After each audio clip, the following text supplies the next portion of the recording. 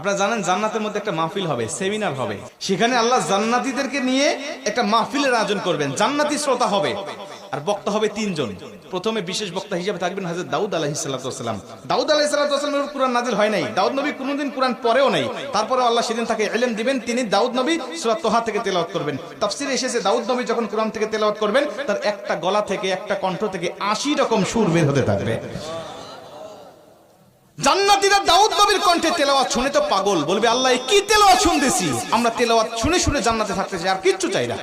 আল্লাহ বলবে এর থেকে কি সুমধুর তেলাওয়াত শুনতে চাও না? জান্নাতীরা বলবে আল্লাহ এর থেকে সুমধুর তেলাওয়াত হতে পারে, আমাদের আর বিশ্বাস হয় না।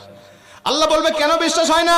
দাউদ নবীর উপরে কোরআন নাজিল হয় নাই, দাউদ নবী কোরআনের জন্য মার খায় নাই। যে নবীর উপরে কোরআন নাজিল করেছি, যে নবী কোরআনের জন্য মার খেয়েছে, দাঁত শহীদ করেছে, মাথার হেলমেট ভেঙেছে, উহুদের প্রান্তরে রক্তক্ষরণ করেছে, ওই নবীর কণ্ঠ থেকে কোরআনের তেলাওয়াত শোনো কেমন সুমধুর শোনা যায়। আমার